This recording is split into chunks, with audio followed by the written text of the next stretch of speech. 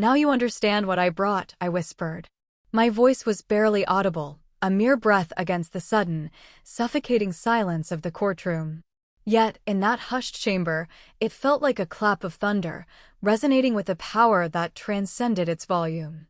My ex-husband's face, once a portrait of smug confidence, went white, stark as a canvas stripped bare. The judge had just handed him the prenup, that innocuous document he'd signed without a second glance. His smirk, that condescending curve of his lips I'd grown to loathe, vanished. It simply evaporated, leaving behind a blank, bewildered stare that filled me with a quiet, icy satisfaction. I was just out of college then, fresh-faced and full of a naive, boundless energy that hummed beneath my skin. My days were spent waiting tables at a bustling downtown bistro, the rhythmic clatter of plates, the scent of espresso, and the constant buzz of conversations a lively soundtrack to my nascent dreams. My uniform, a crisp white shirt and black apron, felt like a costume, a temporary disguise. Nights were a blur of caffeine and code, meticulously building my very first online store. It was a small venture, a fledgling bird with barely formed wings, but in my heart I knew it held the sky. I could feel its potential, a faint pulse, a promise of something more. He was older, by a decade and a half, the kind of age difference that felt sophisticated and worldly when you were in your early 20s. Rich, undeniably so, with an effortless air of privilege that clung to him like expensive cologne. He moved through exclusive urban spaces with an easy grace, a man accustomed to having doors open before him, velvet ropes parted, and waiters anticipate his every need. His charm was polished, almost too perfect, like a tailored suit that never creased, never showed a wrinkle of imperfection.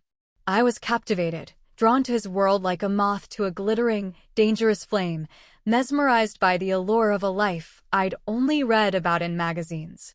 But his world, I would soon discover, came with shadows, long and cold. His mother, Eleanor, a woman with eyes like chips of glacial ice, hated me instantly. I could feel her disdain like a cold, invisible hand on my back every time I entered their opulent penthouse, its minimalist design gleaming with expensive art and silent judgment. Her gaze would sweep over me, dissecting my modest outfits, my simple aspirations, as if searching for a flaw, an imperfection to latch onto. "She's just so ordinary," I once overheard her murmur to her bridge club, her voice dripping with a condescension that felt like acid on my skin. My cheeks burned with shame, but I pushed it down, burying the hurt deep inside, convincing myself it didn't matter. His sister, Cassandra, brittle and sharp-tongued, delighted in barbed remarks that pricked like needles. She called me the girl from the discount aisle, a phrase designed to shrink me, to diminish my very existence, to remind me of the vast chasm she perceived between our backgrounds. "You're lucky he even looks at you," she'd sneer, her designer handbag clutched tightly, as if I might contaminate it with my mere presence. Their words were tiny cuts, accumulating, leaving a network of invisible scars on my psyche. Still, despite the relentless family frost, he proposed. He knelt in our small, sun-dappled apartment, the scent of my brewing coffee mingling with the faint smell of his expensive cologne. A velvet box gleamed in his hand, and for a fleeting moment, I believed in a different future, a warmth that could melt their ice, a sanctuary from their judgment. But the proposal came with a caveat, as I should have expected. His lawyer, a man named Sterling, with the slick precision of a well-oiled machine, insisted I sign a prenup. His office was all dark wood and intimidating legal tomes, the air thick with unspoken power. Standard procedure, Sterling had intoned, his voice devoid of warmth, his eyes as cold as Eleanor's, given Mr. Thorne's considerable assets. I sat across the polished mahogany table, the legal document thick and intimidating, pages upon pages of clauses and subclauses, designed, it felt, to protect his fortune from my potential grasp. What they didn't realize, what they couldn't possibly comprehend in their insulated world of inherited wealth and old money, was that I already had something far bigger than money brewing. My company, my brainchild, was taking flight. It was a digital phoenix, vibrant and growing, its wings poised for flight, its potential limitless, but crucially, I hadn't yet registered it under my name. It was my secret weapon, my silent strength, a quiet revolution happening in the background. So, my own modest lawyer, a sharp, empathetic woman named Sarah I'd found through sheer grit and referrals from old college friends, countered. She saw my quiet ambition, my nascent power, the fire in my eyes that no amount of condescension could extinguish. We negotiated, Sarah meticulously poring over every line, every word, while I sat quietly, absorbing, planning. And I signed the prenup. With one single, potent clause: if he ever cheated, I'd get 50% of everything, and full, unchallenged control of any joint business we started. Sterling, Thorne's lawyer, glanced at it, a dismissive flick of his wrist. Thorne himself barely glanced at that line. He just laughed, a deep, booming sound that echoed in the lawyer's sterile office, filling the air with his arrogance. Why would I ever cheat? He'd scoffed, a casual, dismissive wave of his hand. His signature was a careless flourish, scrawled quickly, as if the document was a mere formality. Mine was deliberate, each letter carefully formed, a silent promise to myself, a blueprint for a future he couldn't see. Fast forward 6 years. 6 years of building, of pouring every ounce of my soul into our shared life, our shared enterprise. The first few years had been good, a honeymoon period where his charm still captivated me, where I still believed in the dream of us. We now owned a stunning modern home, all glass and steel, perched high above the city, its panoramic views a constant reminder of our supposed success. 2 sleek, expensive cars sat in the climate-controlled garage, symbols of a life I never thought I'd inhabit. And the brand we'd built together? It was no longer a fledgling bird, it was a soaring eagle, recognized, respected, profitable. Our brand. But the truth was, it was my brand. I ran it. Every late night, fueled by lukewarm coffee and an unwavering vision. Every strategic decision, meticulously weighed and executed. Every painstaking detail, from website design to marketing campaigns, that was me. I was the engine, the architect, the heartbeat of the operation. He handled appearances, the occasional press event, the networking lunches where he'd charmingly schmooze investors. He was the polished facade, the handsome face that graced the covers of business magazines. I was the real work, the relentless force behind the scenes. I loved the work, the grind, the creative fire that ignited within me. But a creeping resentment began to bloom, a bitter flower in the garden of our shared success, its petals unfurling slowly, poisoning the air. Then I found out. It wasn't a sudden, dramatic revelation, no single, devastating phone call or accidental discovery. It was a slow, agonizing unraveling, like a sweater pulled thread by thread. First, the late-night texts, too frequent, too clandestine, vibrating on his nightstand while he feigned sleep. Then, the unfamiliar scent on his clothes, a sweet, cloying perfume that wasn't mine, clinging to his shirts after he claimed to be working late. My stomach would clench, a cold knot of dread tightening with each new clue. I started noticing details, sharp, painful shards of truth that pierced my fragile peace. They had matching tattoos, small, intricate symbols on their wrists, a private joke, a shared secret I was never privy to. I saw it one day when he rolled up his sleeve, a flash of ink, and my breath caught in my throat. She, his new assistant, a woman barely out of her own college years, with wide, innocent eyes that belied a calculating mind, wore my lipstick. My favorite shade, a deep berry, smeared carelessly on her coffee cup in his office, a trophy, a deliberate provocation. Each discovery was a fresh wound, a stab to my heart. I confronted him, my voice trembling with a mixture of hurt and disbelief, my carefully constructed world crumbling around me. He didn't even try to deny it, not really. He just leaned back in his plush office chair, a picture of indifference. His response? A cold, dismissive shrug, as if I were a nagging child.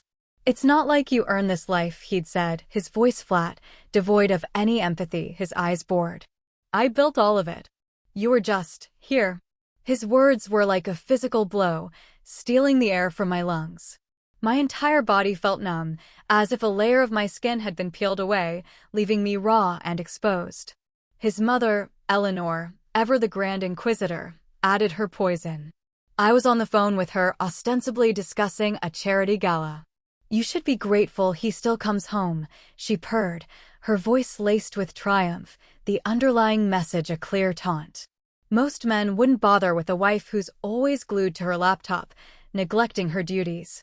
The implication was clear. My dedication, my hard work, my passion, was a fault, not a strength. It was a failure in their archaic view of womanhood. His sister, Cassandra, always eager to twist the knife, smirked during a family dinner, her eyes gleaming with malicious satisfaction. "You'll leave with nothing. Trust me." She leaned in conspiratorially, her breath smelling of expensive wine. "He'll make sure of it." Their collective condescension was a suffocating blanket, smothering me, threatening to extinguish the last embers of my self-worth. My attempts to handle it diplomatically, to reason, to salvage something, crumbled into dust. I had tried to talk, to explain my pain, to find common ground. It was futile. I felt a building frustration, a pressure cooker of anger and hurt that throbbed behind my temples. I had given so much. I had built so much. And they saw me as a charity case, a dependent, a lucky recipient of his generosity. The pattern of mistreatment was undeniable, worsening with each passing day. My spirit felt bruised, my dignity eroded, but beneath the pain, a steel resolve began to harden. I was a protagonist, yes, but one struggling against a relentless tide of cruel words and cold neglect, preparing for the moment I would finally push back. So I smiled. A calm, almost serene smile that masked the inferno raging within me, a silent revolution brewing beneath the surface. It was the smile of someone who had seen enough, endured enough, planned enough. A smile that spoke of a quiet confidence, a knowledge that was about to be unleashed. I packed nothing. Not a single photograph, not a sentimental trinket, not even my favorite book that always offered solace. My closet remained full of my carefully curated wardrobe, my drawers held my intimate belongings. I simply left. I walked out of our sleek, modern apartment, the place that had once symbolized our future, feeling a strange, profound lightness. It was the lightness of shedding dead weight, of severing ties with a life that had become a gilded cage, beautiful on the outside, suffocating within. I said nothing. No tearful accusations, no desperate pleas, no dramatic farewells. My silence was my armor, my secret weapon, more powerful than any shouted word. As I walked out, the key to the multi-million-dollar penthouse feeling insignificant in my palm, a mere piece of cold metal, I felt a quiet resolve solidify within me. This was the final incident, the public humiliation of his blatant affair, the casual cruelty of his family's words, his smug dismissal of my contributions. It had triggered something profound, something irreversible. My internal struggle had reached its climax. The quiet, diplomatic woman, the one who had tried to smooth things over, to make peace, was gone, replaced by a warrior. The decision to act was made, firm and unyielding. I was building to the moment of truth, a reckoning that would shatter their illusions and reveal my true strength. At court, he walked in looking smug, arrogant. He wore a brand new, impossibly expensive watch, its polished face gleaming under the harsh fluorescent lights of the urban courthouse, catching the eye, demanding attention. He held her hand, openly, possessively, as if parading a prize. She, his assistant, his mistress, wore white. White. The audacity of it, a brazen challenge, a mock bridal gown for their public debut as, what? The victorious couple? My stomach churned, a bitter bile rising in my throat, but my face remained impassive, a blank slate revealing nothing. Every nerve ending in my body vibrated, but my composure was unshakable. The air in the courtroom was thick with anticipation, heavy with unspoken stories. It felt charged, electric, the silence a taut string stretched to its breaking point. Every gaze was on us, a silent, expectant audience, waiting for the drama to unfold. The judge, a stoic woman with wise, discerning eyes and an air of quiet authority, opened the folder. The crisp crackle of paper echoed in the silence, a sound that seemed to reverberate off the high ceilings of the chamber. She began reading, her voice clear and resonant, each word falling like a carefully placed stone, building towards an inevitable conclusion. Due to Clause 7 in the marital contract, she began, her gaze sweeping over the room, settling for a moment on my ex-husband, a flicker of something unreadable in her eyes. His smugness wavered, just a fraction. He shifted in his seat, a subtle movement, but I saw it. The petitioner, she continued, her voice gaining a deliberate weight, a formal gravity, receives the primary residence, all stock shares in the business, and 50% of the joint assets due to proven infidelity. His eyes, which had been fixed on the judge with a look of bored entitlement, blinked. Once. Twice. Then they darted to me, a flicker of disbelief, then dawning horror, like a slow-motion car crash playing out on his face. He actually looked bewildered, as if he'd been struck by lightning from a clear sky. His mother, Eleanor, perched on the edge of her seat, her elegant hands clutching a designer purse so tightly her knuckles were white, whispered hoarsely, "What clause?" His sister, Cassandra, beside her, turned a ghastly shade of pale, her perfectly made-up face draining of all color, her eyes wide with shock. She looked as though she'd seen a ghost, her carefully constructed world crumbling around her. The dramatic moment had arrived. The truth, meticulously hidden, strategically revealed, exploded in the courtroom with the force of a bomb. I looked him dead in the eye, my gaze steady, unwavering, filled with years of unspoken words, of dismissed efforts, of wounded pride, all converging into this single, potent moment. My voice, when it came, was a low, clear whisper, cutting through the stunned silence like a diamond slicing through glass. "The one you never bothered to read," I said. It wasn't an accusation. It was a statement of fact, cold and precise, delivered with the absolute certainty of someone who held all the cards. He tried to argue, his voice rising, a pathetic squawk of outrage, a desperate flailing against the inevitable. But, he sputtered, words failing him. The judge, however, was swift and decisive. She cut him off with a firm, dismissive gesture of her hand, her expression unyielding. Her decision was final. The truth had prevailed, delivered with the full weight of the law. The room's response was a palpable shift in energy, a collective gasp, a murmuring that swelled and then faded, replaced by an odd, respectful quiet. The air, once thick with tension, now felt crisp with justice. I walked out with everything. The house, that stunning glass and steel edifice high above the city, now unequivocally mine. The business, the thriving enterprise I had poured my soul into, now completely under my command. The financial security I had earned, yes, but also the vindication, the profound, exhilarating sense of justice that coursed through my veins. Each step was lighter than the last, a triumphant march out of a gilded prison, leaving behind the chains of deceit and disrespect. The urban sounds of the city outside, the distant wail of a siren, the rumble of a bus, the murmur of the crowd, felt like a symphony of freedom, a celebration of my rebirth. He walked out with her. They were a pathetic pair, shoulders slumped, faces etched with shock and anger, their grand public display utterly dismantled. His mother, Eleanor, and his sister, Cassandra, their carefully constructed facades shattered, hurried after them, their whispers of disbelief and outrage trailing behind like mournful ghosts. I didn't look back. There was nothing left there for me, no lingering attachment, no shred of regret. The protagonist's vindication was absolute, and the feeling was intoxicating. 6 months later, the city felt different. Brighter. Cleaner. The heavy weight that had settled on my shoulders for years had lifted, replaced by an exhilarating lightness. He and his assistant, predictably, broke up. Of course, they did. Their foundation had been built on deceit and fleeting pleasure, on shared scorn for me, not on any substance. Their collapse was as inevitable as the sunrise, a predictable unraveling of a threadbare affair. Now, the business is booming. It's truly mine, from the intellectual property to the last penny of profit. Every success, every new client, every innovative product launch is a testament to my grit, my vision, my unwavering belief in myself. My name is on every document, every share, every piece of intellectual property. The control is absolute.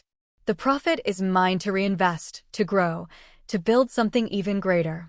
His mom, Eleanor, in a desperate email, tried reaching out. Dearest, she'd begun, her tone sickeningly sweet, a stark contrast to her usual acid remarks. I know things were difficult, but family is family, darling. Could you perhaps help your dear old mother with a small loan? Just a temporary bridge, you understand. I smiled. A genuine, unburdened smile that reached my eyes. I composed a reply, short and to the point. I sent her a $0 invoice, titled, Cost of Disrespect. It was a small act, but profoundly satisfying, a symbolic reclaiming of every derogatory word she had ever uttered. Cutting ties with toxic family members was the healthiest decision I'd ever made, pruning away the dead branches so new, vibrant growth could emerge. Life changed completely. I learned to trust my instincts, that quiet voice that had tried to warn me all those years ago, buried beneath layers of self-doubt and desire to please. Standing up for myself, for my worth, for what I had built with my own hands and mind, was the best decision I'd ever made. It wasn't just about the money, it was about dignity, about reclaiming my self-worth, about proving to myself, more than anyone else, that I was resilient, powerful, and truly capable of anything. I found a peace I hadn't known in years, a quiet, abiding calm that settled deep in my soul. If you've ever faced betrayal, if you've ever been told you're nothing, or made to feel less than you are, know that you're not alone. Your strength, your resilience, your quiet determination, these are your greatest assets. Like this story, share it with someone who needs to hear it. Subscribe for more true stories of triumph over adversity. And please, tell me your experiences in the comments below. Never, ever let anyone diminish your worth. Your truth will prevail.